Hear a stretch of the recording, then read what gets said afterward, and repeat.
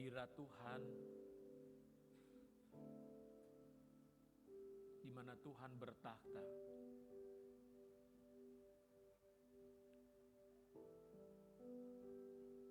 Fokuskan pikiran kita kepada Tuhan. Arahkan hatimu kepada Dia saja. Sembah Dia, agungkan Dia, saudara. Besarkan nama Tuhan di dalam hatimu saat ini. Pujilah Tuhan, hai jiwaku. Pujilah Tuhan, hai segenap batinku.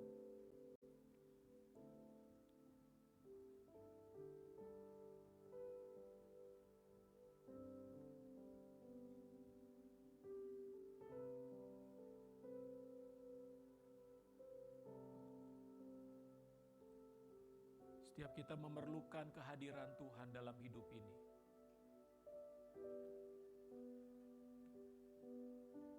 Tanpa Tuhan, hidupmu akan sia-sia.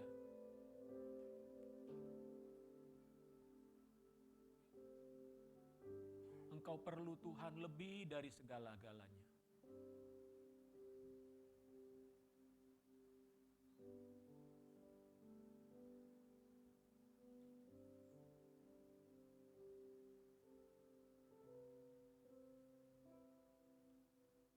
Di tempat kudus-Mu kami datang pagi ini ya Bapa.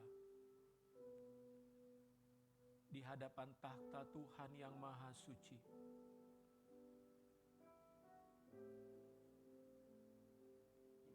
Di hadapan-Mu ya Elohim, Sang Pencipta langit dan bumi. Engkau yang bersemayam di antara para kerubim.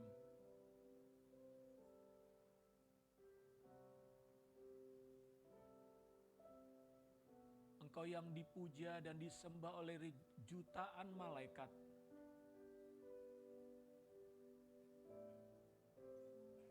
Kami datang ke hadapan-Mu saat ini. Di tempat inilah Tuhan Engkau berfirman dan bertakhta.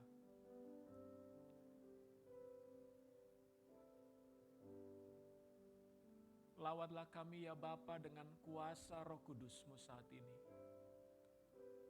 Penuhi kami dengan kuasa-Mu ya Tuhan.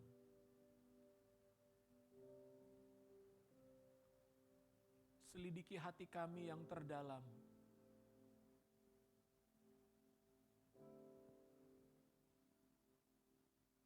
Engkau mengetahui setiap pikiran kami.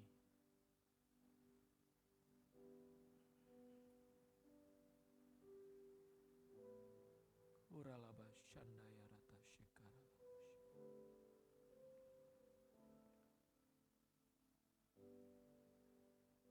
Kami membuka hati untuk menerima firman-Mu saat ini ya Tuhan. Berfirmanlah Engkau ya Bapa. Penuhi kami dengan Roh-Mu ya Tuhan. Hamba memohon dan meminta kepadamu ya Bapa, penuhi umat-Mu dengan Roh-Mu saat ini. Penuhi kami dengan Roh-Mu ya Tuhan. Hanya kuasa Roh-Mu dan firman-Mu yang dapat mengubah hati kami. Jadikanlah kami sebagai ciptaan baru di dalam Kristus Yesus.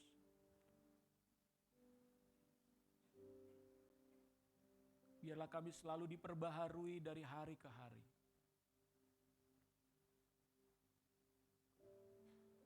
Terima kasih Tuhan, terima kasih. Kami lapar dan haus akan Tuhan di pagi ini. Kami siap menerima firman-Mu. Di dalam nama Tuhan Yesus Kristus kami berdoa. Amin. Shalom.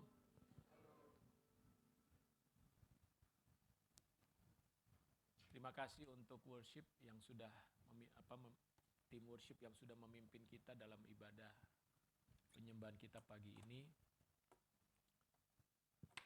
Selamat pagi buat kita semua yang sudah hadir. Puji Tuhan. Apa kabar, sehat semuanya? Ya. Hari ini saya akan melanjutkan tema tentang hal doa yang dijawab Tuhan ya. Hal jawaban doa. Jadi ini kalau saya tidak salah mungkin sudah kali kelima saya membahas tentang doa. Harapannya tentu kerinduannya adalah bagaimana doa menjadi kehidupan kita sebagai orang percaya. Salah satu moto di dalam sinode kita, doa adalah nafasku. Injil adalah beritaku, ya. Jadi doa harus menjadi nafas kita setiap hari, Saudara. Nah, kenapa kita belajar dan Yesus mengajarkan kita tentang doa?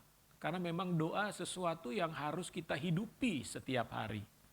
Doa harus menjadi sesuatu yang membuat kita bergairah, Saudara. Doa harus membawa kita kepada kehidupan yang semakin intim dengan Tuhan. Jadi doa bukan hanya memohon, tetapi doa membawa kita semakin intim dengan Bapa. Doa membuat kita semakin mengenal siapa Tuhan yang kita sembah. Kita semakin mengerti isi hatinya. Dan yang pasti kita semakin hidup di dalam kehendaknya, Saudara. Jadi kalau kita menginginkan kehidupan rohani yang bertumbuh, kehidupan rohani yang bertambah kuat, menjadi orang Kristen yang sehat, menjadi orang Kristen yang mengalami hal-hal yang Tuhan katakan dalam Alkitab, maka semua harus diawali dengan kehidupan doa. Kalau orang Kristen malas berdoa, orang Kristen berdoa hanya untuk makan saja, saya makan 3 kali maka saya berdoa 3 kali sehari. Kalau orang Kristen berpikir berdoa hanya doa mau tidur, ya karena saya udah capek, saya mau tidur, Tuhan tolong saya, dan kita berharap kita tidur dengan enak, maka doa itu menjadi hal yang sangat minim manfaatnya. Tetapi doa yang dilandasi dengan hati yang sungguh-sungguh rindu kepada Tuhan, doa membangun hubungan kita dengan Tuhan, Saudara. Doa membuat hidup saudara akan berubah.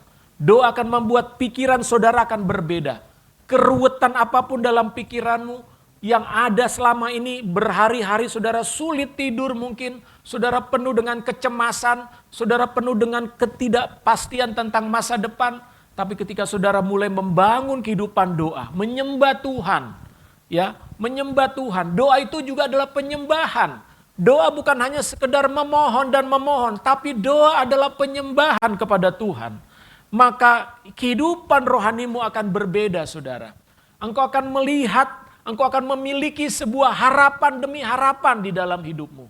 Sekalipun engkau punya masalah yang begitu besar, tetapi ketika engkau masuk di dalam doa penyembahan, doa pemujaan kepada Tuhan, maka engkau akan memiliki pikiran yang berbeda, Saudara. Kenapa? Karena ketika kita berdoa, kita sedang meminta sorga mengintervensi hidup kita. Kekuatan apa yang lebih besar daripada kekuatan Tuhan? Masalah apa yang lebih besar daripada kuasa Tuhan yang sanggup untuk menolong kita, Saudara? Jadi betapa ruginya kalau orang Kristen tidak memiliki kehidupan doa. Betapa malangnya orang Kristen tidak memiliki kehidupan doa. Kalau saya mengatakan kehidupan doa, berarti doa itu menjadi gaya hidup. Doa itu sesuatu yang kita hidupi setiap hari, 24 jam, Saudara. Jadi doa itu bukan hanya 5 menit, 3 menit waktu berdoa. Bukan. Bukan doa yang semacam itu yang dimaksud oleh Alkitab, Saudara. Tetapi kehidupan doa di mana membuat saudara semakin merasakan bahwa hidupmu itu adalah hidup yang dikasihi oleh Tuhan. Nah, tema pagi hari ini melanjutkan dari Matius 7 ayat 7 sampai 11.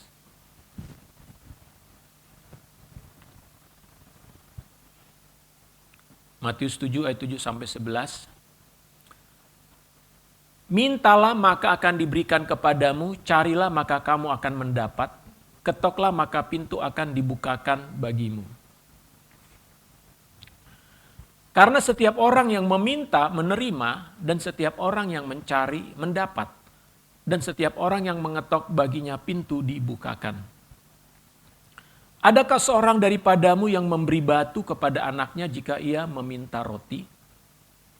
Atau memberi ular jika ia meminta ikan? Jadi jika kamu yang jahat tahu memberi pemberian yang baik kepada anak-anakmu, apalagi Bapamu yang di sorga, ia akan memberikan yang baik kepada mereka yang meminta kepadanya.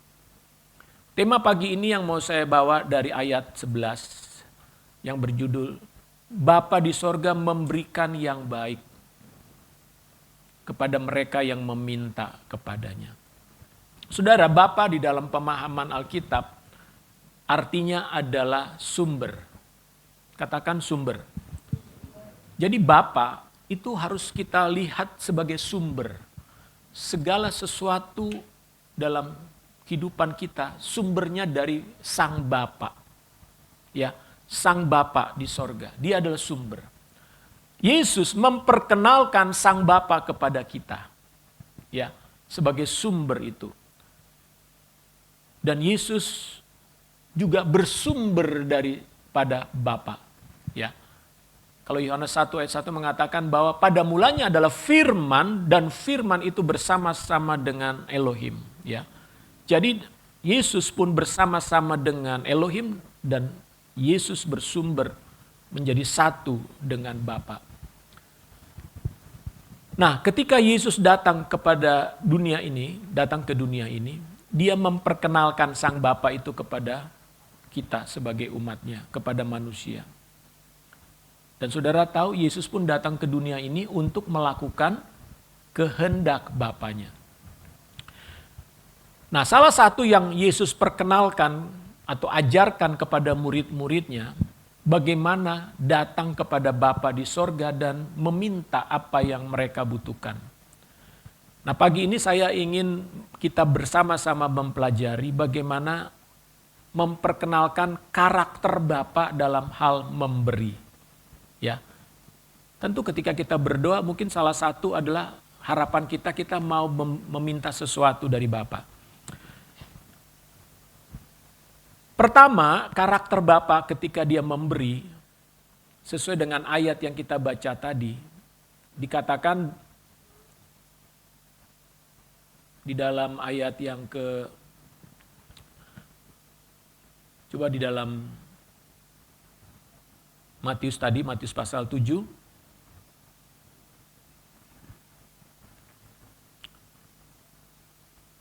Di sana dikatakan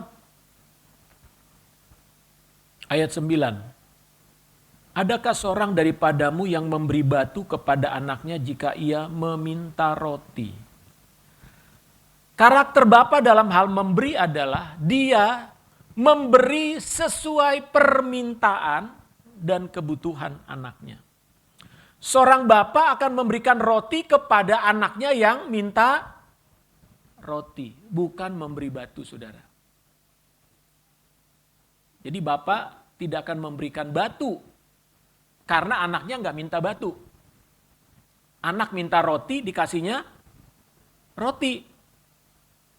Seorang bapak yang mengasihi dan sayang kepada anak-anaknya akan memberikan sesuai permintaan anaknya. Ya. Pak, saya minta sepatu. Bukan diberikan petasan gitu ya. Atau diberikan yang lain. Ya, anaknya minta sepatu, anaknya butuh sepatu. Ya, dikasihnya sepatu, saudara. Jadi karakter bapak yang benar, ya, Bapa di dunia ini, dia akan memberikan sesuai apa yang menjadi permintaan dan kebutuhan anaknya. Bahkan dia tidak akan memberikan yang berbeda, saudara. Bahkan seorang ayah itu adalah sebuah kebahagiaan kalau dia bisa memenuhi permintaan anaknya. Saudara harus memahami ya, suatu hari saudara kan menjadi bapak, ya, karena saya sudah jadi bapak punya 3 anak. Kebahagiaan seorang ayah itu adalah kalau dia bisa memberi sesuatu kepada anaknya sesuai dengan kebutuhan anaknya. Justru seorang ayah kan merasa sedih, anaknya minta sesuatu tapi bapaknya nggak bisa berikan. Mungkin nggak bisa berikan karena nggak punya uang, ya, atau nggak punya kesempatan. Aduh sedih rasanya, aduh saya pengen memberi apa yang anak saya minta, tapi saya nggak bisa beri nih. Karena saya nggak punya kekuatan, saya nggak punya kesanggupan. Jadi seorang ayah pasti berbahagia banget dia ketika dia bisa memenuhi kebutuhan anaknya atau permintaan anaknya. Bahkan seorang ayah yang betul-betul mengasihi anaknya, dia akan berupaya sekuat tenaga bagaimana bisa memenuhi kebutuhan anaknya, saudara. Nah, jadi kalau ada orang yang beranggapan bahwa Tuhan tidak mau menjawab permohonan doa mereka, atau Tuhan memberikan jawaban yang berbeda dari apa yang mereka minta, di sini kita melihat Yesus menjelaskan bahwa Bapa di dunia ini saja akan memberikan sesuatu yang sama dengan apa yang diminta oleh anaknya.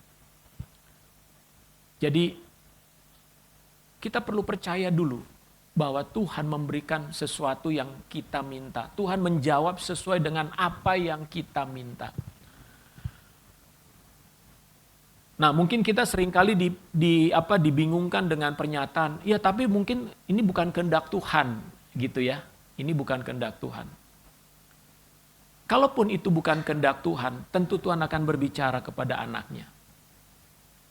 Tetapi pada dasarnya, selama permintaan saudara adalah permintaan yang normal, yang wajar, sesuai dengan tingkat kebutuhan saudara, tingkat usia saudara.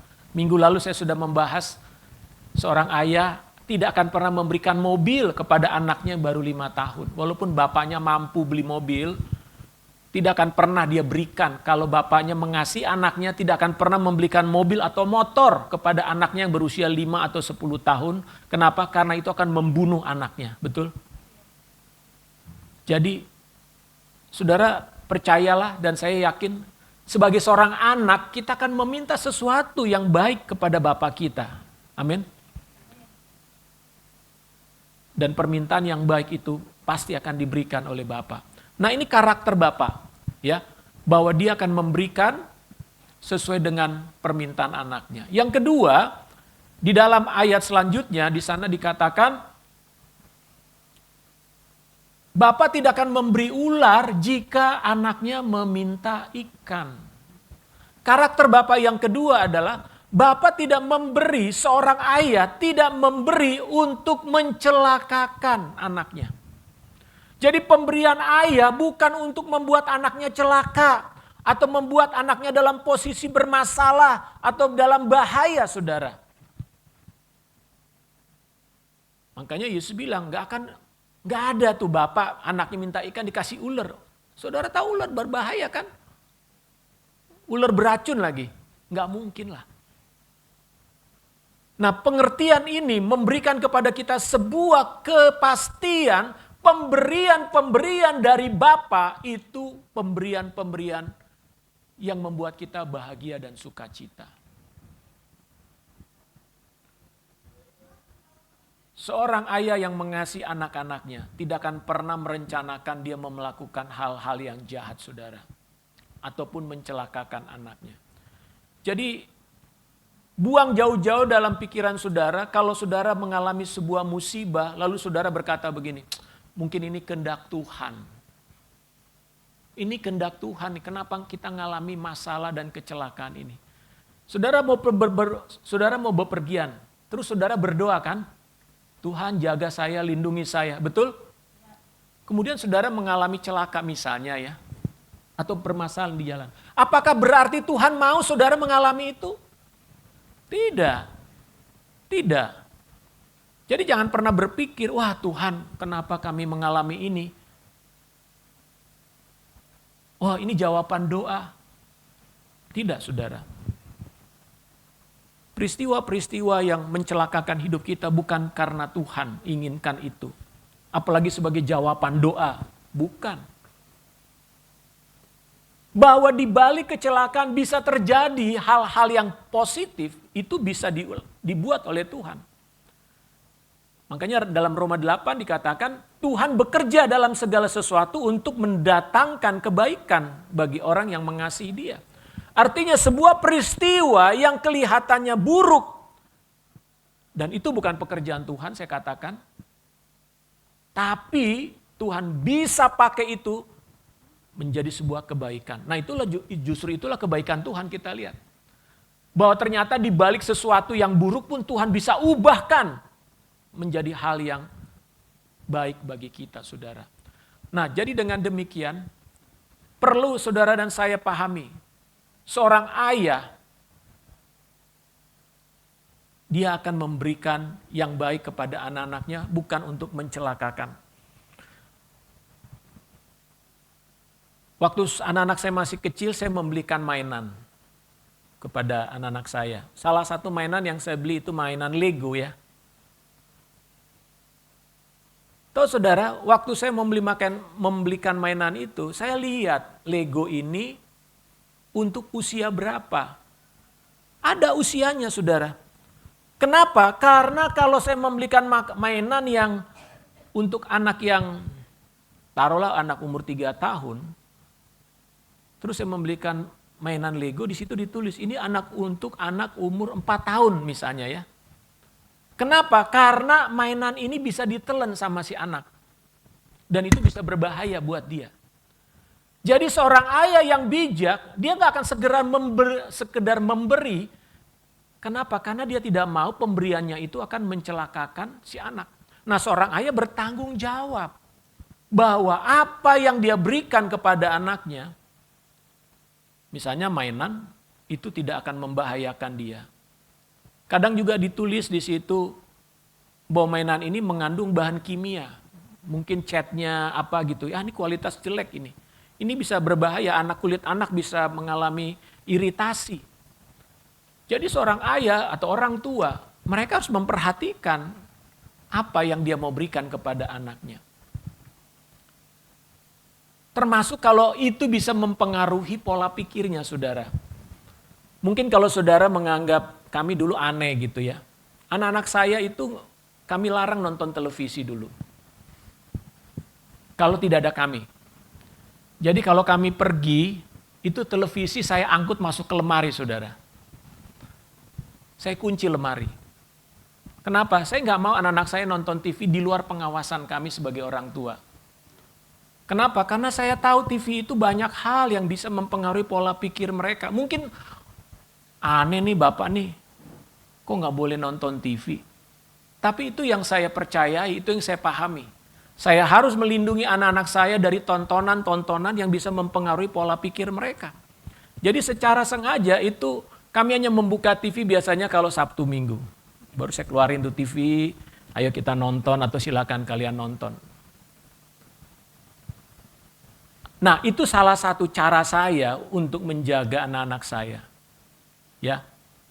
Nah, ini penting juga bagi para orang tua. Kalau zaman sekarang saya lihat orang tua nggak terlalu peduli tentang apa yang dilihat oleh anaknya. Ya. Apalagi dengan HP. Anak-anak saya baru punya HP itu SMA, saudara. Ya.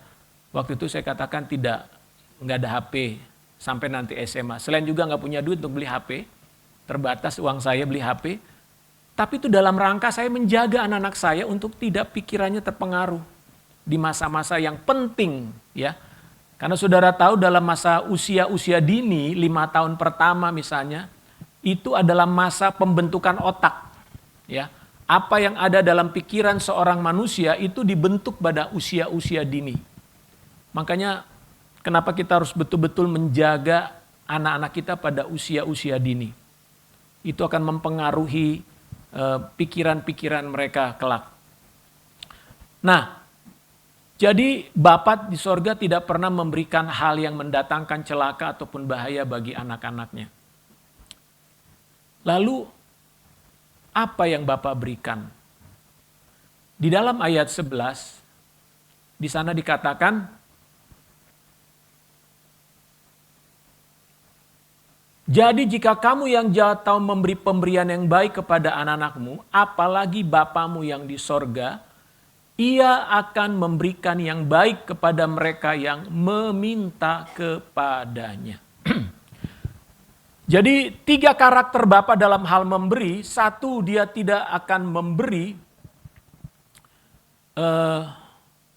pemberian Bapa itu sesuai dengan apa yang diminta. Yang kedua, Bapa tidak akan memberikan atau memberi yang mendatangkan celaka. Dan yang ketiga, Bapa memberi yang baik. Bapa memberikan pemberian yang baik. Bapa di bumi saja tahu memberi pemberian yang baik, apalagi Bapa di sorga. Saudara, tadi saya sudah jelaskan bahwa semua orang tua, ayah dan Bapa di bumi ini ingin memberi yang terbaik atau ingin memberi yang baik kepada anak-anaknya. Amin. Bahkan berusaha untuk memberi kepada anak-anaknya. Memberi yang baik kepada anak-anaknya. Tapi saya mau katakan begini Bapak Ibu Saudara. Tidak semua pemberian yang baik dapat diberikan oleh Bapa di bumi. Tidak semua pemberian yang baik itu dapat diberikan oleh Bapa kita di bumi ini. Sebaik apapun Bapa kita, ayah kita, bahkan sekuat apapun tenaga yang dia mau lakukan untuk memberi yang baik kepada anak-anaknya. Atau sekaya apapun dia bisa kasih apapun karena dia kaya untuk diberikan kepada anak-anaknya. Tetapi tidak semua pemberian yang baik itu dapat diberikan oleh seorang ayah kepada anaknya. Karena seorang ayah tetap memiliki keterbatasan, saudara. Seorang ayah, seorang bapak memiliki keterbatasan. Tetapi ada satu Bapa, yaitu Bapa di sorga, yang dapat memberikan semua pemberian yang baik kepada anak-anaknya. Dialah satu-satunya Bapa yang dapat memberikan semua pemberian yang baik. Paham saudara? Sekali lagi saya ingin jelaskan. Semua Bapa di dunia, atau tidak ada satupun Bapa di dunia ini yang dapat memberikan semua pemberian yang baik. Tapi hanya ada satu Bapa di sorga yang bisa memberikan semua pemberian yang baik. Itulah sebabnya mengapa kita bersyukur kita boleh mengenal Bapa yang baik itu.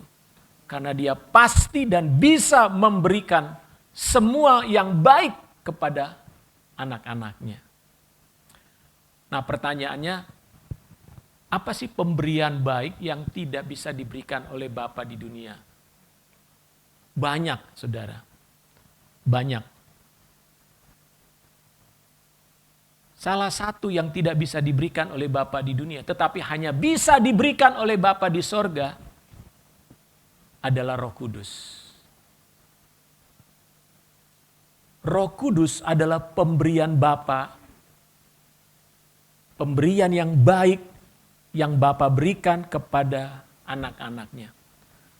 Ketika saudara menjadi anak Tuhan di dalam Yesus Kristus, maka salah satu pemberian yang baik yang Bapa berikan kepada saudara dan saya adalah Roh Kudus. Coba kita baca dalam Lukas 11 ayat 13.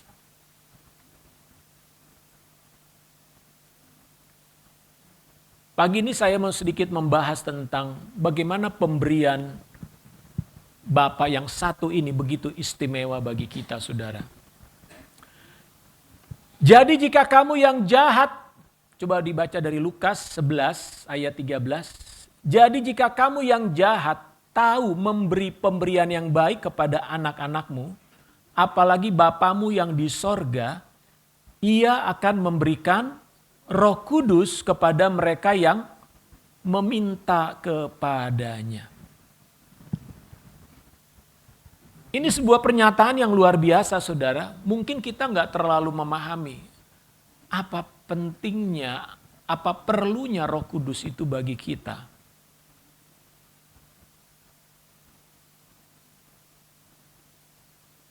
Di sini kita melihat bagaimana Yesus seperti membandingkan ada seorang bapa di bumi yang jahat. Tetapi dia mau memberi pemberian yang baik kepada anak-anaknya. Jadi bapa yang jahat sekalipun, dia ingin memberi pemberian yang baik kepada anaknya.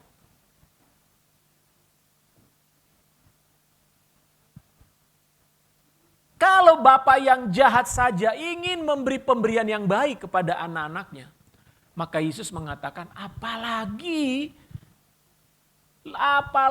lebih-lebih lagi, kira-kira begitu ya. Bapa di sorga akan memberikan pemberian yang baik.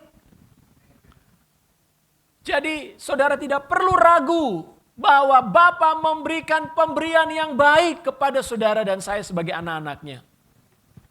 Nah, salah satu pemberian yang baik ini yang tidak mungkin diberikan oleh Bapamu di bumi adalah Roh Kudus.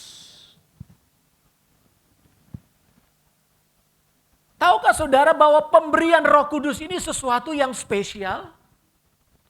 Tahukah saudara pemberian Roh Kudus ini sesuatu yang jauh lebih bernilai dari pemberian-pemberian yang lain? Mungkin kita berpikir, aduh seandainya saya diberi jodoh. Atau saya oleh Bapa di sorga saya diberi pekerjaan yang bagus, gajinya tinggi. Seandainya saya diberikan rumah, mobil, kesempatan jalan-jalan ke luar negeri dan sebagainya. Wah itu spesial banget.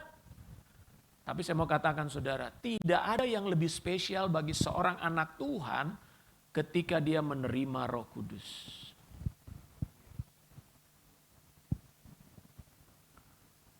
Sayangnya banyak orang Kristen hari-hari ini tidak melihat pentingnya Roh Kudus dalam hidup mereka. Makanya kita lebih mengutamakan meminta yang benda-benda.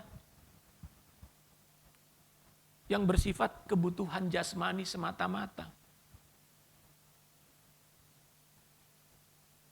Tahukah saudara Roh Kudus itu sesuatu yang sangat berharga dan spesial. Yang tidak pernah mungkin diberikan oleh seorang manusia. Kalau mobil saudara masih bisa diberikan oleh perusahaan saudara. Ada mobil dinas, ada rumah dinas. Jalan-jalan ke luar negeri bisa diberikan karena saudara berprestasi. Ya, saudara dapat tiket gratis. Saudara nabung. Tapi Roh Kudus bukan dapat dari hal-hal yang semacam itu, saudara. Pertanyaannya, apa istimewanya Roh Kudus bagi saya? Sehingga Yesus sampai berkata bahwa Bapa akan memberikan Roh Kudus kepada mereka yang meminta kepadanya.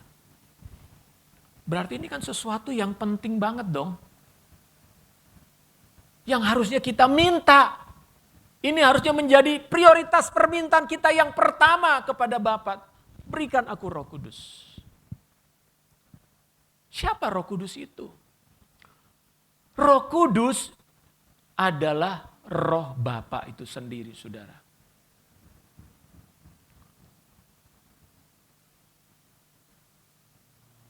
Roh Kudus itu adalah Roh Bapa. Berarti apa yang ada dalam diri Bapa, yaitu rohnya diberikan kepada manusia, kepada anak-anaknya. Itu dirinya sendiri, saudara. Rohnya sendiri diberikan.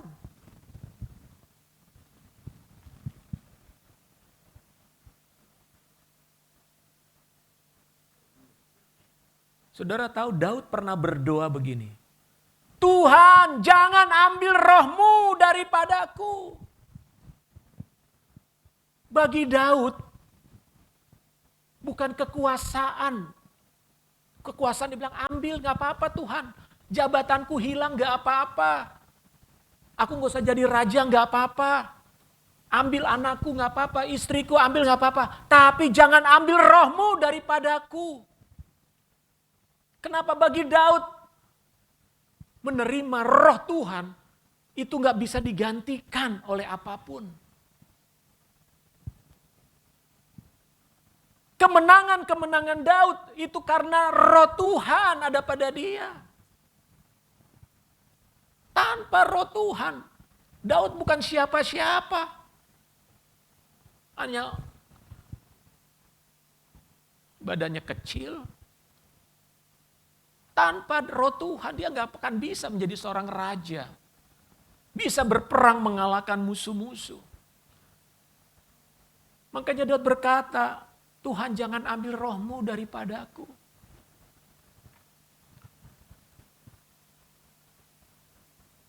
Sangat spesial dan sangat penting saudara kita memiliki dan meminta Roh Kudus dalam hidup kita.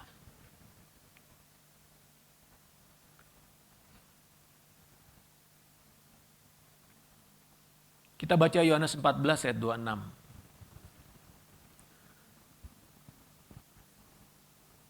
Yohanes 14 ayat 26. Tetapi penghibur yaitu Roh Kudus yang akan diutus oleh Bapa dalam namaku. Jadi Roh Kudus diutus oleh Bapa dalam nama Yesus. Dialah yang akan mengajarkan segala sesuatu kepadamu. Saudara, murid-murid tanpa Roh Kudus bukan siapa-siapa. Petrus, Yohanes, Paulus, orang-orang yang tertulis dalam kitab Perjanjian Baru tanpa Roh Kudus mereka bukan siapa-siapa. Mereka orang-orang biasa, pengecut-pengecut. Tapi ketika mereka menerima Roh Kudus, hidup mereka diubahkan, saudara.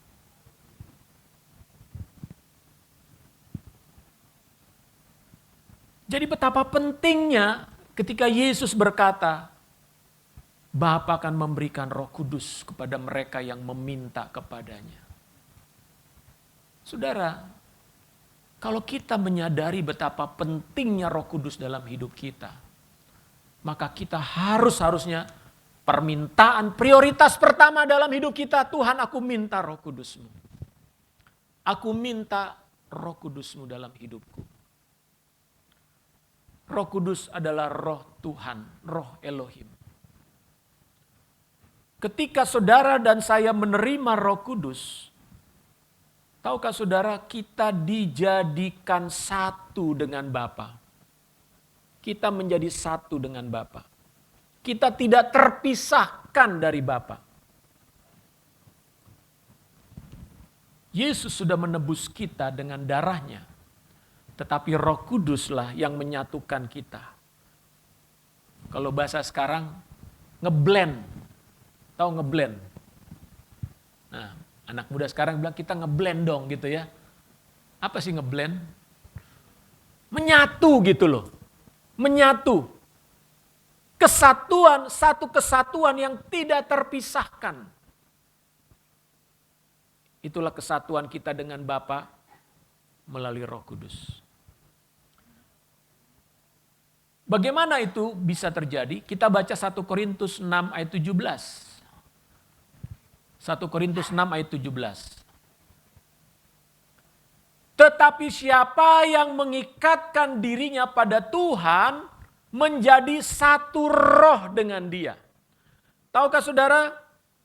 Ya, anak-anak muda, kalau kalian mengikatkan diri dengan Tuhan, saudara percaya kepada Tuhan, saudara itu satu roh dengan Tuhan. Kenapa? Karena Dia memberikan Roh Kudus-Nya kepada kita.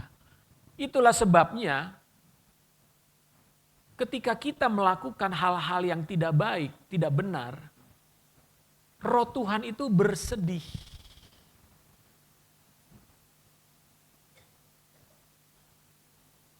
Karena Dia melihat dan merasakan apa yang saudara lakukan. Karena sifat daripada Roh Kudus, Dia ingin membawa kita menjadi serupa dengan Yesus. Kita baca ayat 19, 1 Korintus 6 ayat 19. Atau tidak tahukah kamu bahwa tubuhmu adalah bait Roh Kudus yang diam di dalam kamu? Roh Kudus yang kamu peroleh dari Elohim dan bahwa kamu bukan milik kamu sendiri. Roh Kudus diam di dalam diri kita menjadi satu, saudara. Roh saudara dengan roh Tuhan itu jadi satu. Diam di dalam tubuh ini. Saya tidak tahu bagaimana mengilustrasikannya, tetapi saya percaya bahwa kalau kita betul-betul menyadari akan kehadiran Roh Kudus di dalam diri kita, di mana kita menjadi satu dengan Bapa di sorga. Betapa dahsyatnya hidup kita ini, saudara.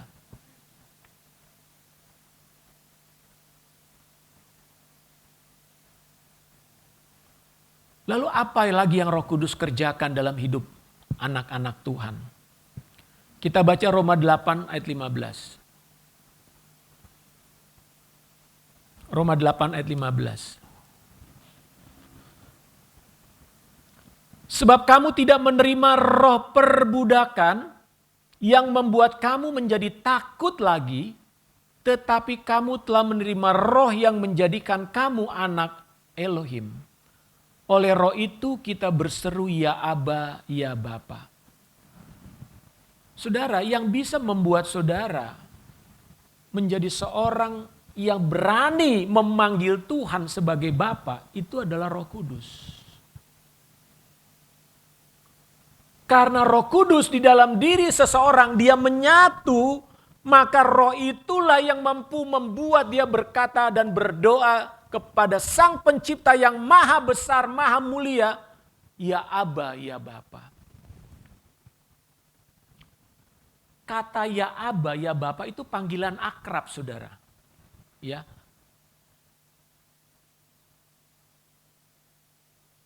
Apa yang membuat saudara kalau ketemu seorang yang terhormat dalam posisi, saudara bisa memanggil dia Papa, Babe, bisa nggak? Di gereja ini yang manggil saya Babe cuma satu, Putri.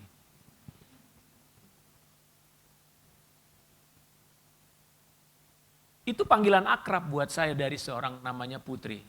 Mudah-mudahan dia dengar khotbah ini. Kenapa dia manggil saya Babe? Yang lain kan manggilnya Pak, Pak Gem, Om. Ini lepas dari anak-anak saya ya. Karena dia merasa melihat saya sebagai orang tuanya. Panggilan bukan panggilan formal, saudara. Kalau saudara masih memanggil saya Pak Gem, saudara masih melihat saya formal. Nggak salah juga, nggak salah. Tapi kalau seorang berani memanggil saya Babe atau Papi misalnya, bukan anak kandung saya ya, menunjukkan dia punya hubungan, dia merasa hubungan saya dengan dia tidak ada batas. Itulah yang membuat orang bisa memanggil Elohim dengan kata ya Aba, ya Bapa. Banyak orang Kristen berdoa manggil Bapa, Tuhan, tapi bukan sebagai Bapa. Sama aja saudara panggil Bapak juga sama saya kan. Pak Presiden. Ya. Tapi kalau seorang anak walaupun dia presiden, manggil bapaknya itu beda. Bukan panggilan formal Pak Presiden, bukan. Panggilan seorang anak. Roh Kuduslah yang bisa membuat seseorang memanggil Tuhan sebagai Bapa dalam arti hubungan. Hubungan yang dekat, hubungan seorang anak dengan ayahnya, bukan hubungan formal. Jadi di sini kita melihat ada perubahan mental. Di sini Alkitab mengatakan dari seorang yang menerima roh perbudakan menjadi seorang yang menerima status sebagai anak. Itu perbedaan yang sangat besar, saudara. Perbedaan yang sangat besar. bagaimana kita memandang Tuhan, kita memandang dia sebagai Bapa atau bukan? Memandang dia sebagai Bapa dalam arti yang sebenarnya, atau kita hanya memandang dia Bapa dalam arti formal? Hanya Roh Kudus yang bisa mengubah itu, saudara, dalam hati kita. Hanya Roh Kudus yang bisa mentransformasi mental kita dari pola pikir seorang budak yang terintimidasi menjadi seorang anak kepada Bapa di sorga. Wow, kalau saudara memahami ini, betapa pentingnya Roh Kudus itu. Kalau saudara belum mengalami sebuah transformasi di dalam pola pikir dan mental saudara selama bertahun-tahun, walaupun saudara sudah jadi orang Kristen, saudara perlu berdoa hari ini, Tuhan, saya mau mengalami sebuah perubahan di dalam pola pikir saya. Saudara harus masuk ke dalam level hubungan yang betul-betul saudara adalah anak. Bukan formalitas anak, tapi betul-betul sebagai anak. Ya. Bisa saja saudara memanggil dia Bapa, tetapi hati saudara, pola pikir saudara belum merasa sebagai anak. Makanya banyak orang yang merasa jauh dari Tuhan. Ya kan? Merasa jauh dari Tuhan. Selalu Tuhan dianggap itu sosok yang begitu jauh, begitu sulit untuk didekati, begitu sulit untuk dipahami. Ya. Bahkan kita sering salah paham tentang Tuhan. Kita salah paham tentang Tuhan, saudara. Nah, Roh Kuduslah yang mampu menolong kita, saudara. Betapa pentingnya Roh Kudus dalam hidup kita. Yang keempat, Roh Kudus menjadikan saudara manusia biasa menjadi manusia perkasa. Kita lihat Kisah Rasul 1 ayat 8. Tetapi kamu akan menerima kuasa kalau Roh Kudus turun ke atas kamu dan kamu akan menjadi saksiku di Yerusalem dan di seluruh Yudea dan Samaria dan sampai ke ujung bumi. Tahukah saudara apa yang membuat murid-murid dari manusia biasa, Petrus, Yohanes, itu manusia biasa, pekerjaannya hanya nelayan, orang-orang yang sederhana, ya, pekerjaannya bukan pekerjaan yang mentereng katanya. Mereka bukan orang-orang yang punya pendidikan tinggi. Saya bukan meremehkan pendidikan tinggi, saudara. Kita perlu mempunyai pendidikan yang tinggi, tetapi satu hal yang Tuhan mau katakan kepada kita. Yang bisa mengubah hidup saudara dari seorang manusia biasa menjadi manusia-manusia yang perkasa itu hanya Roh Kudus. Saya tidak tahu seberapa saudara ingin hidup saudara berubah. Saya tidak tahu seberapa besar keinginan saudara melihat kuasa Tuhan dalam hidupmu.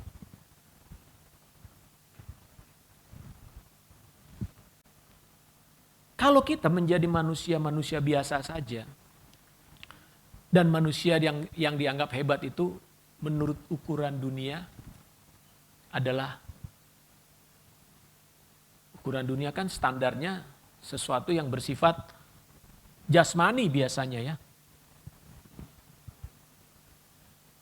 Tapi saudara bisa membayangkan nggak seorang yang bernama Petrus berasal dari pegunungan Galilea, ya, dari daerah Danau Galilea begitu ya, pekerjaannya nelayan, tapi bisa menjadi seorang yang dipakai Tuhan untuk mengubah dunia ini. Paulus seorang sarjana, pinter banget Paulus. Tapi ketika dia dipakai oleh Tuhan, bukan karena kepinterannya, karena dia bilang begini, Paulus bilang begini, apa yang dulu aku bangga-banggakan tuh, aku anggap sampah. Karena sekarang aku lakukan segala sesuatu karena Kristus. Paulus berani melakukan hal-hal yang di luar nalar, nurul. Sekarang istilahnya bukan nalar ya, nulur. Nurul katanya. Di luar nurul ya.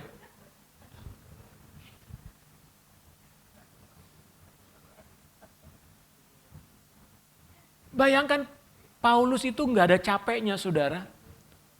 Dia berkali-kali dilempari dengan batu, hampir mati.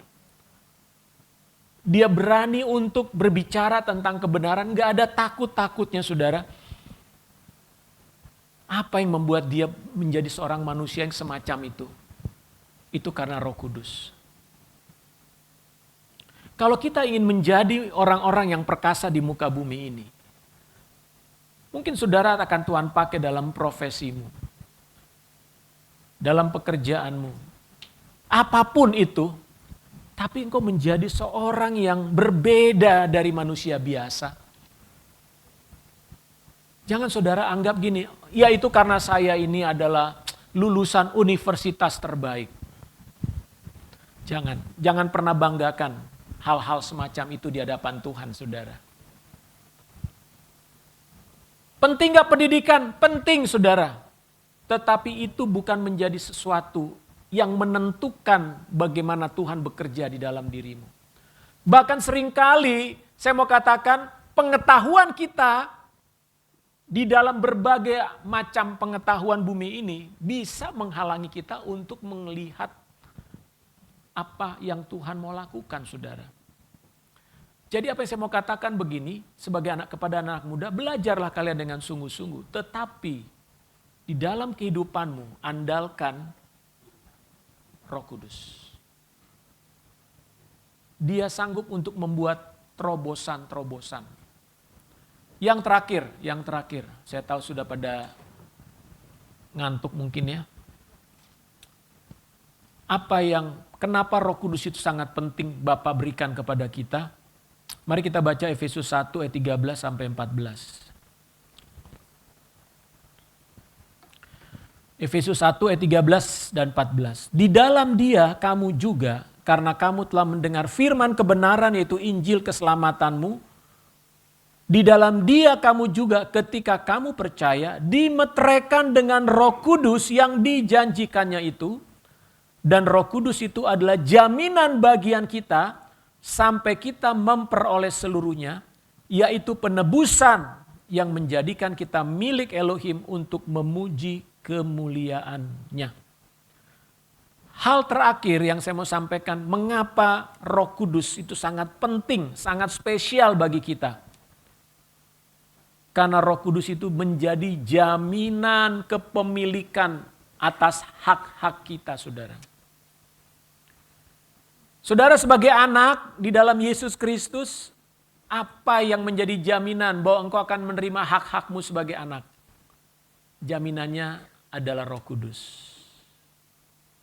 Apa buktinya? Sama seperti gini, saudara. Kalau saudara adalah anak daripada seorang yang punya kekayaan misalnya. Apa buktinya bahwa engkau akan menerima warisan dari orang tersebut? Bukti bahwa engkau itu anaknya apa buktinya? Paling tidak saudara harus punya sertifikat kelahiran. Dan juga saudara punya yang namanya surat warisan. Baru nanti saudara akan diberikan. Saudara baru boleh nanti mengambil alih semua hak waris saudara. Selama nggak ada bukti itu saudara nggak bisa, saudara. Hanya sekedar mengaku-ngaku nggak bisa. Bapa di sorga memberikan bukti yang sangat kuat bahwa saudara sebagai anak di dalam Yesus Kristus, saudara diberi bukti yaitu rohnya sendiri. Ketika Roh Kudus diberikan kepada saudara, maka dikatakan di situ dia sebagai jaminan. Dimeteraikan. Nah, saudara, kata dimeteraikan ini berarti itu sesuatu yang disahkan, disegel, seal. Sealed itu segel ya. Kalau saudara di-sealed, maka apa yang di dalam itu dilindungi ya. Kalau saudara beli makanan dalam botol, biasanya makanannya harus tutupnya harus disegel. Tujuannya apa? Makanan yang ada di dalam botol itu, selama itu disegel, makanan itu nggak bisa rusak.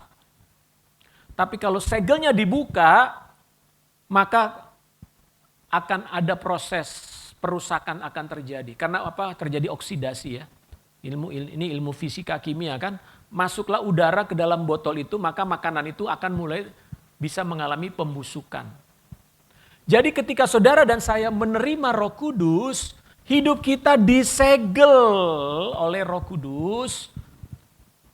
Untuk apa kita disegel? Untuk memberi jaminan kepada saudara dan saya bahwa kita akan menerima apa yang Tuhan janjikan sampai ke dalam kekekalan. Kan kekekalan masih lama. Yakin saudara bisa terima itu? Keyakinan kita bukan keyakinan kosong. Keyakinan kita berdasarkan apa yang Alkitab tulis. Aku berikan Roh Kudusku kepadamu, hai umatku, kata Tuhan. Dengan Roh Kudus itulah engkau disegel. Sampai nanti kepada kekekalan, semua hak-hak saudara diberikan. Jadi betapa penting Roh Kudus, amin. Banyak sekali ayat yang menjelaskan pentingnya Roh Kudus. Nah, pagi ini saya ingin mendorong saudara-saudara agar kita rindu hidup dalam Roh Kudus. Kita rindu untuk hidup dipimpin oleh Roh Kudus. Kita rindu dipenuhi oleh Roh Kudus. Supaya kita mengalami setiap janji-janji Bapa itu dalam hidup kita. Sehingga kita sebagai orang Kristen mengerti dan mengalami sendiri apa yang Alkitab janjikan kepada kita, saudara. Dari 5 poin yang tadi saya sampaikan tentang pentingnya Roh Kudus. Pikirkan sejenak, apakah Anda mau menjalani hidup untuk menjadi serupa dengan Yesus? Kalau engkau ingin hidup menjadi serupa dengan Yesus, kau butuh Roh Kudus. Bukan dengan usahamu, dengan kekuatanmu gak bisa. Apakah engkau ingin menyatu dengan Bapa? Engkau harus memiliki Roh Kudus. Apakah engkau ingin memiliki hidup yang dengan status dan mental sebagai anak, bukan mental budak? Engkau ingin memiliki jati diri yang benar, siapa saya di dalam hidup ini? Ada banyak orang-orang yang kenapa pengen bunuh diri? Kenapa putus asa dalam hidup mereka? Karena mereka tidak mengenali siapa diri mereka yang sesungguhnya. Nah, Roh Kuduslah yang akan menolong kita. Hingga hidup kita bebas dari intimidasi. Hidup yang memiliki jaminan atas masa depan. Amin. Tuhan Yesus memberkati, mari kita berdoa. Namun sebelumnya boleh kita bangkit berdiri. Saya mau mengajak kita nyanyi pujian. Semangat sedikit, anggur baru.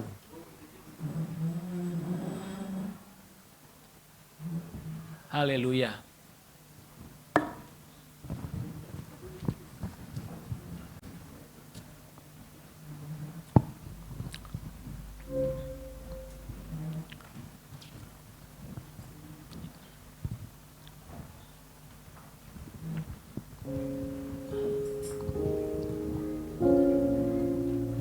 Anggur baru. Oke. Roh Kudus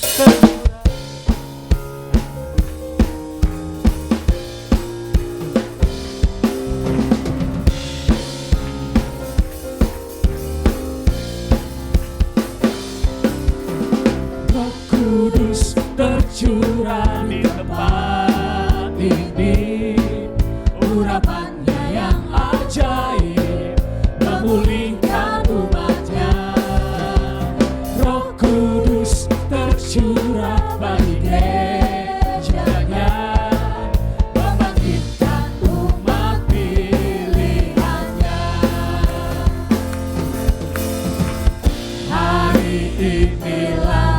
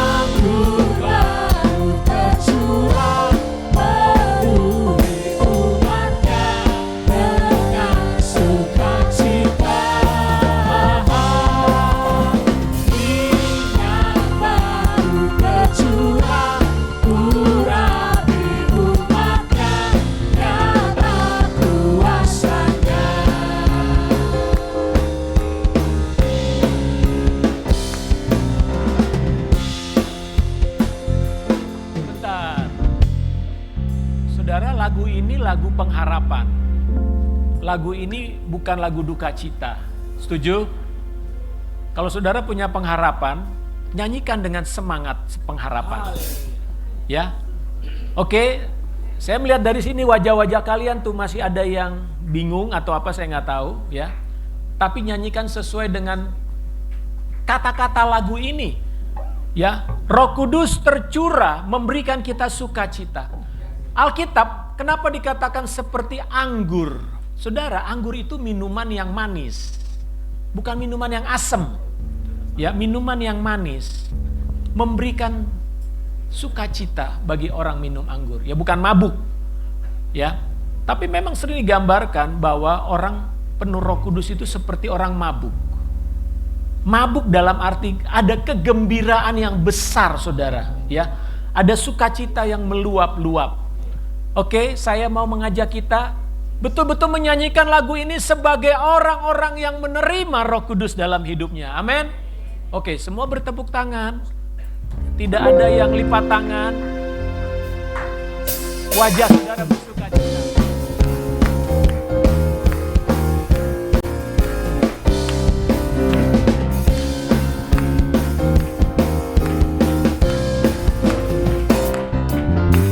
Roh Kudus tercurah di tempat ini, urapannya yang ajaib memulihkan umatnya. Roh Kudus tercurah bagi gerejanya, membangkitkan umat pilihannya. Hari inilah harinya Tuhan, saat pembebasan tiba.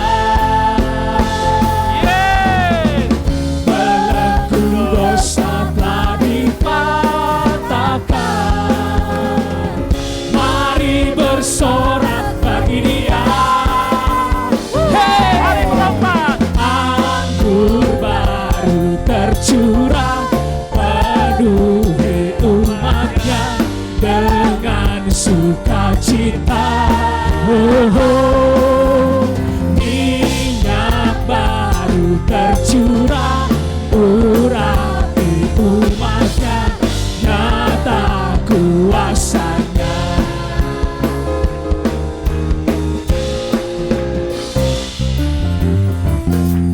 Levelnya baru 50. Kemarin ada yang nonton Bruno Mars ya. Gimana sih orang menonton dengan menyanyi dengan sorak-sorai? Ya. Saya tidak tahu. Kita nih jangan seperti maksud saya bukan untuk ini. Kita ekspresikan sukacita kita. Amin. Saudara punya beban hari ini? Halo? Siapa yang sedang memikul beban hari ini? Bolehkah bebanmu kau taruh dulu sebentar? Bilang, coba di sini beban, taruh dulu bebannya. Ikuti gerakan saya. Beban, taruh dulu. Oke? Apa itu bebanmu? Mungkin kau punya hutang, kau diputus pacar, lagi beban berat di kantor, taruh dulu bebannya hari ini. Oke?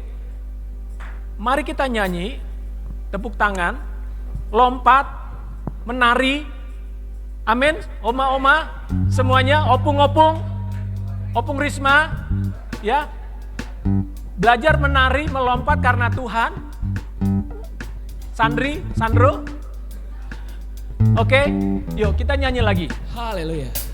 Saya mau lihat anak-anak muda, ayo, coba anak-anak muda maju, anak-anak muda maju, anak-anak muda, maju ke depan, come on. Maju, ayo. Anak muda maju.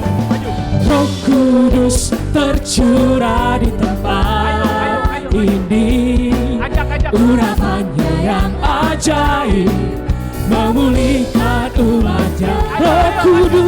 Roh Kudus tercurah bagi gerejanya, membangkitkan umat pilihannya. Sekali lagi Roh Kudus tercurah di tempat ini, ayo. urapannya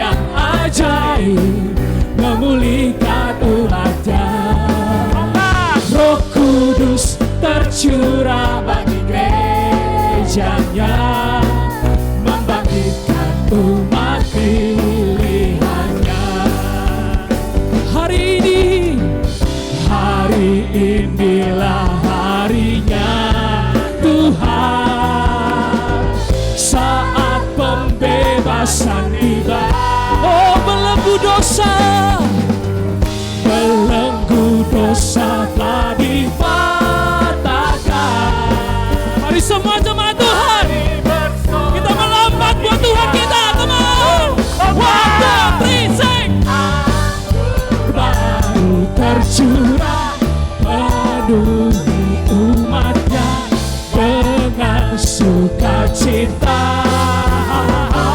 Minyak baru tercurah urapi umatnya nyata. Mari katakan anggur baru. Anggur baru tercurah sukacita. Semua katakan minyak baru tercurah urapi umatnya nyata kuasanya. Teman, Bentar. Saya belum melihat anak muda di sini. Ini bukan anak muda. Hei, kalian tuh ngomong-ngomong. Sini dulu, sini. Ayo, sini. geser. Geser di sini, geser. Ini siapa namanya nih? Sini. Ayo anak muda, aku mau melihat kegerakan anak muda di gereja ini, ya. Ya.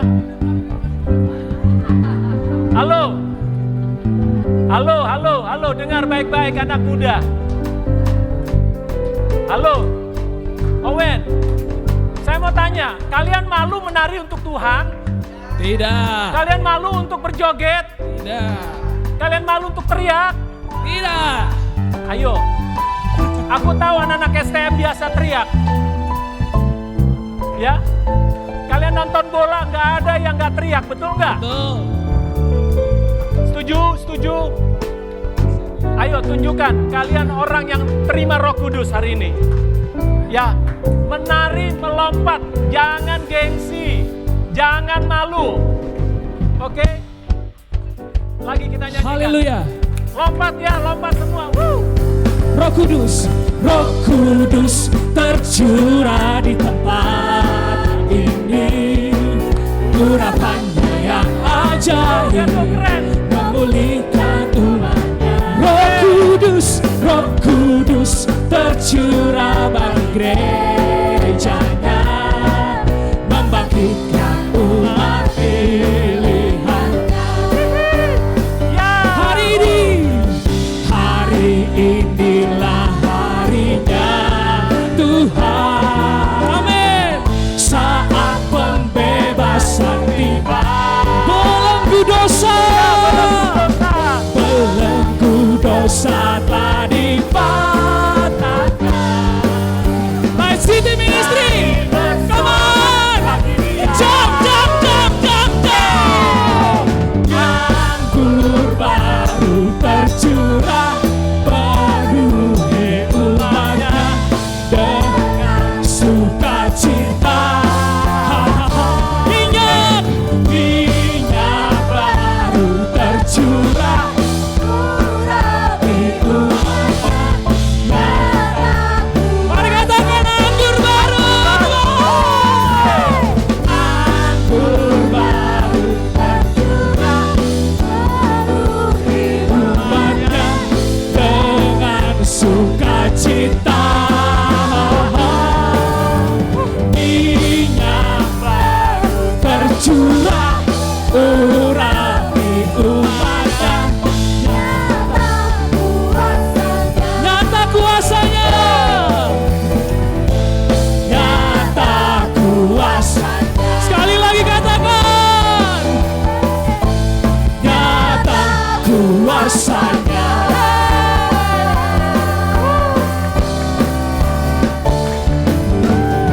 Haleluya.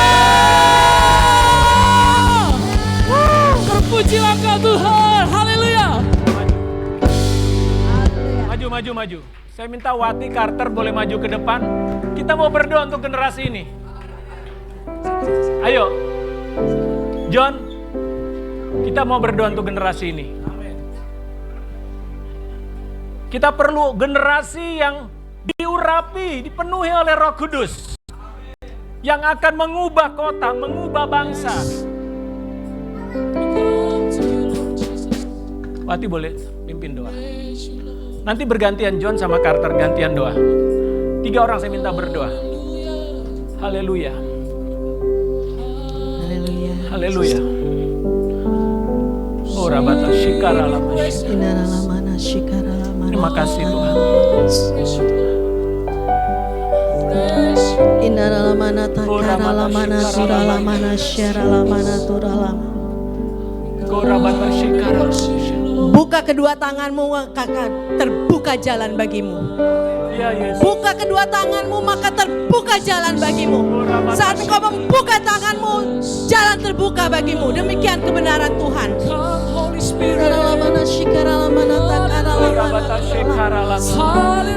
Berdiri bersama dengan pemimpin di tempat ini ya Tuhan. Kami membuka jalan bagi setiap mereka. Untuk mereka berjalan maju, menyatakan kemuliaan Tuhan. Untuk mereka berjalan maju, menyatakan kebenaran Tuhan.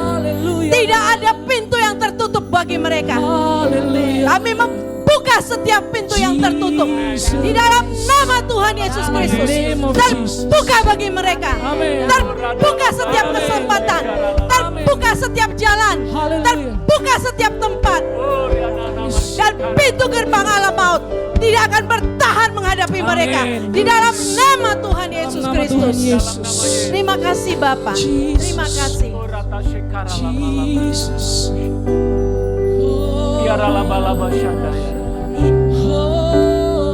Tuhan Yesus bilang, marilah datang kepadaku engkau yang letih lesu dan berbeban berat. Pikulah kuk yang kupasang, karena kuk yang aku punya adalah kuk yang enak. Jadi kaum muda di tempat ini, mari pandang Tuhan, bahwa Dia Tuhan yang bertanggung jawab atas masa mudamu. Amin. Bapa, biarlah kiranya Tuhan, hati Tuhan ada dalam setiap generasi muda di tempat ini. Di dalam nama Tuhan Yesus Kristus, hati yang lemah lembut, hati yang terbuka kepada Tuhan. Aku berdoa tercurah anugerah yang daripada Bapa di surga. Roh Kudus tercurah, Roh Kudus meliputi hati dan pikiran mereka. Di dalam nama Tuhan Yesus Kristus, roh yang takut akan Tuhan, roh yang menghormati Tuhan, roh yang mengasihi Tuhan. Di dalam nama Tuhan Yesus Kristus, Tuhan akan mengangkat engkau terbang tinggi bagai Raja Wali. Kekuatan burung Raja Wali, engkau dapat melihat masa depan yang Tuhan janjikan, ya dan amin. Pengharapan dalam Tuhan Yesus Kristus, ya dan amin. Haleluya. Haleluya.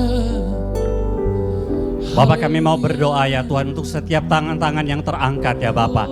Bapak, kami berdoa Engkau berfirman pada kami adalah jangan takut ya Tuhan.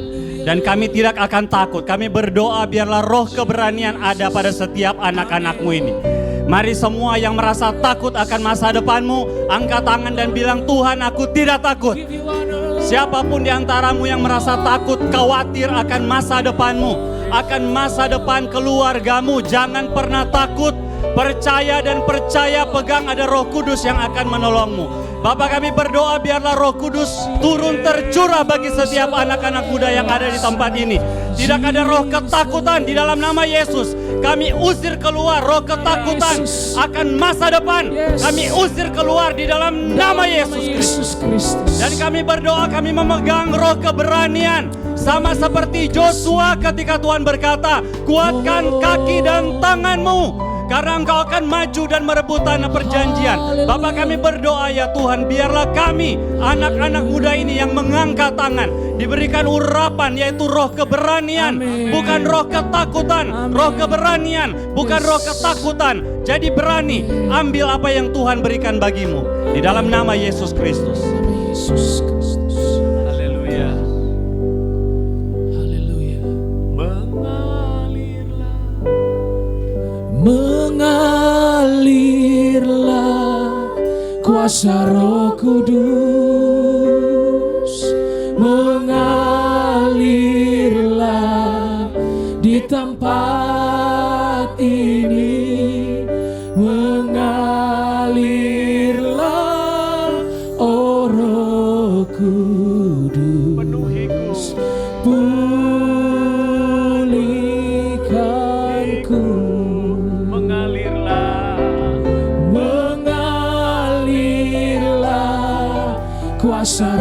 Kudus, mengalirlah di tempat ini, mengalirlah, oh Roh Kudus. Penuhiku.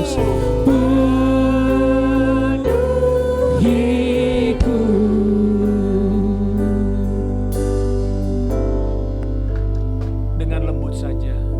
Mengalirlah kuasa Roh Kudus. Buka hati setiap saudara. Buka hati kita kepada Roh Kudus. Di tempat ini Dia akan memberikan Roh Kudus kepada yang meminta. Bapa memberikan Roh Kudus kepada yang meminta. Kudus, penuhiku.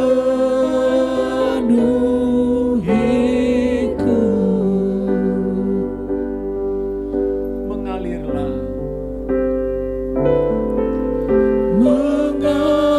Mengalirlah kuasa Roh Kudus, mengalirlah di tempat ini, mengalirlah, oh Roh Kudus. Penuhiku. Penuhiku.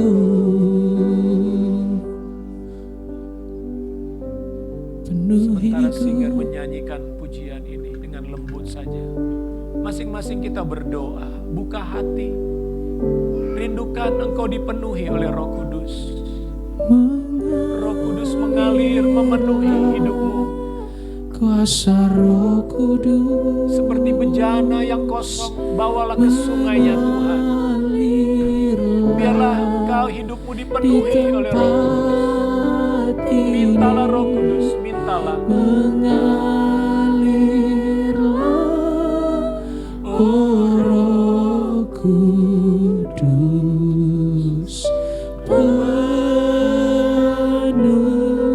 penuhiku.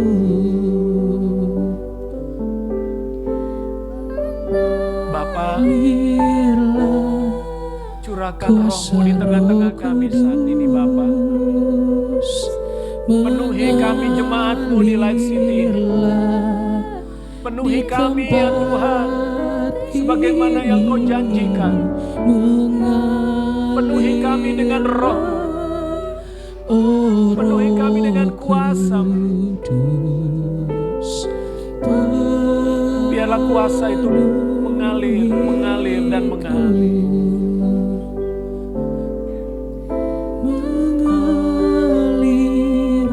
Ya, Kuasa Roh rasakan dan alami kuasa Tuhan saat ini saudara. mengalirlah di tempat Buka hati saudara lebar-lebar. Undang dia, undang dia. Izinkan dia masuk dalam hidupmu. Izinkan Roh Kudus memenuhi hatimu saat ini.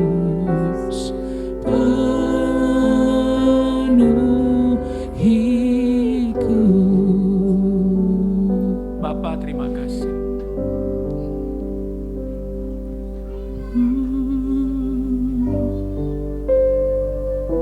Mengalirlah Engkau ya Roh Kudus.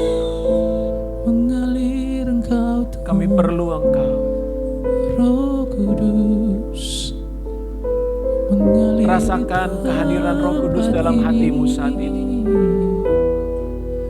mengalir di hidup kami. Dia akan memberikan bahasa-bahasa yang baru kepada saudara. Mengalir. Ya, mengalirlah Roh Kudus, mengalir. Mengalir, mengalir. Kuasamu Penuhi, penuhi umatmu. mengalir, mengalir. Penuhi, penuhi mereka ya Roh Kudus. Penuhi, penuhi. Oh Yesus, Penuhi ya Bapa, penuhi kuasa Bapa. Roh-Mu mengalir. Penuhi Bapa dengan Roh-Mu. Mengalir, Semua mengalir, menerima. Semua menerima, kuasa, semua menerima, semua menerima. kuasa Roh Rabata Shekara Labayara Labalabashi. Haleluya. Semua menerima, semua menerima, semua. Buka hati lebar-lebar. Ini adalah lawatan Tuhan atas hidup. Kuasa-Mu Tuhan. Ini adalah lawatan Tuhan. Mengalirlah kuasa Di hadapan Bapa, Dia memberikan rohnya kepada engkau. Oh Rabata Shekara Labayara Labalabayara Labalabashi. Oh Rabata Shekara Labalabaya. Bapa berikan roh-Mu kepada umat. Ini saat-Mu Tuhan, ini saat-Mu ya Tuhan. Penuhi.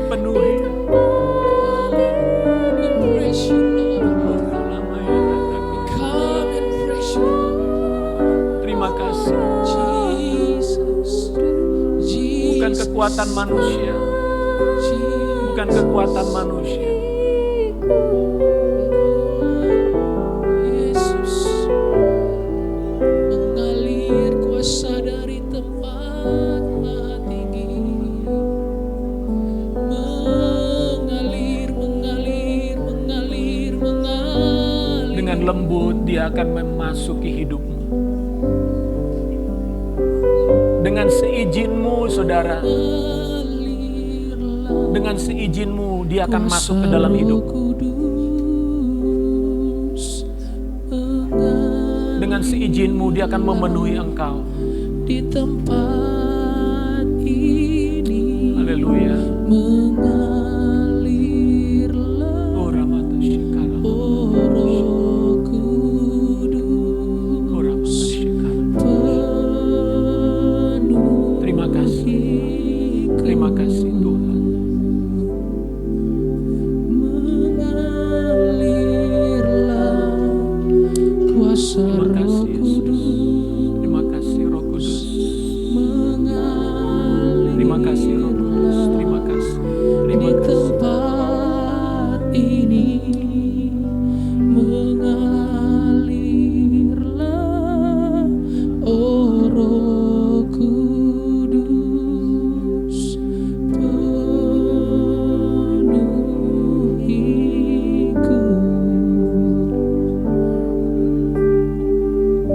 Tuhan memberkati setiap anak-anak muda di tempat ini. Tuhan melawat mereka. Tuhan taruhkan rencana-Mu dalam hati mereka. Tuhan memberikan kepastian di hati mereka. Sebagai anak-anak Tuhan, Tuhan memberikan peneguhan di hatimu bahwa engkau adalah anak-anak yang dikasihi Tuhan.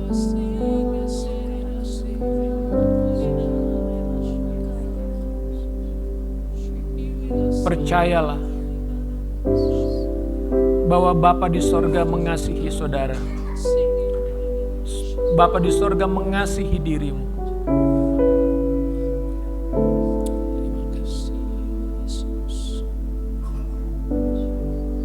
Dia mau memberikan rohnya kepadamu